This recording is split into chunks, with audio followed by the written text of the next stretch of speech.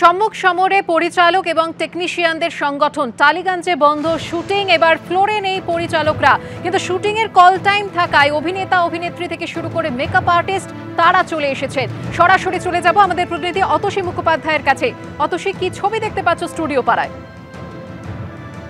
একদম তাই, দেখো স্টুডিও পাড়ায় কিন্তু অন্য দিনের মতো এখনো অবধি সেই একই চেনা ছবি, যেখানে অলরেডি চলে এসছে যারা মেকআপ আর্টিস্ট থেকে শুরু করে আর্টিস্ট প্রায় সকলেই এসে উপস্থিত হয়েছেন তাদের নির্ধারিত কল টাইমে, এবং তারা ইতিমধ্যেই রেডি হবেন এবং ফ্লোরে যাওয়ার জন্য। যদিও সেই চেনা ছবিটা একটু অন্য, কারণ পরিচালকের আজকে ফ্লোরে নেই। তো সময় শুধু অপেক্ষা যে পরিচালকেরা আজকে শুটিংটা করতে পারেন কিনা, তারা আসেন কিনা, নাকি পরিচালকদের ছাড়াই শুটিং হয়, সবটাই একটা ধোঁয়াশার মধ্যে রয়েছে। যত সময় বাড়বে তত কিন্তু পরিস্থিতি আরো স্বাভাবিকও হতে পারে। আবার কোন দিকে মন নিচ্ছে সেটা অবশ্যই সেই দিকে থাকবে। ধন্যবাদ অতসী। একজন পরিচালক প্রায় 1 বছর বা 6 মাস ধরে একটা প্রজেক্ট তৈরি করে।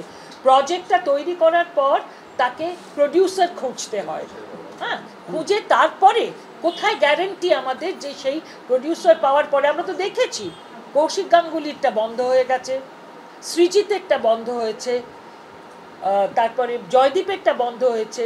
যদি 3 সপ্তাহে 3 জনের বন্ধ হয়ে যায়, তাহলে আবার যে আর কাটটা হবে আমরা জানি না। আমরা প্রত্যেকেই ইনসিকিউর ফিল করছি।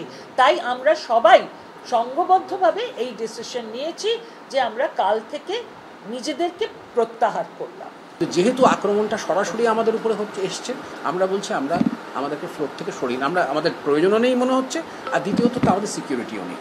তো এই দুটো জিনিসের গ্যারান্টি না পেলে একটা পরিচালক কিভাবে ফ্লোরে যাবে? যাতে পারছে না, তারা নিজেদেরকে সরিয়ে নিচ্ছে।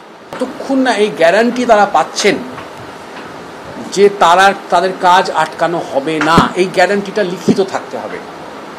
এটা মুখে না পড়ে দেখে দেবো, কারণ মুখ্যমন্ত্রীর কথা শোনা হয়নি। পরিচালকরা এটা সিদ্ধান্ত নিয়েছেন সংগঠনের মধ্যে, গত 3-4 দিন ধরে দীর্ঘ মিটিং হয়েছে। তারা সিদ্ধান্ত নিয়েছেন যে আপাতত যতক্ষণ না অবধি তারা লিখিত গ্যারান্টি পাচ্ছেন যে কাউকে ব্ল্যাক লিস্ট করা যাবে না, মৌখিক নির্দেশ অথবা এতে এই দাবিগুলো না মেটা অবধি সমস্ত পরিচালকরা সিদ্ধান্ত নিয়েছেন যে কাল থেকে তারা ফ্লোর থেকে নিজেদের সরিয়ে নিচ্ছেন, প্রত্যাহার করছেন। আসল সমস্যাটা কিন্তু আমাদের স্টেক হোল্ডারদের নিয়ে নয়।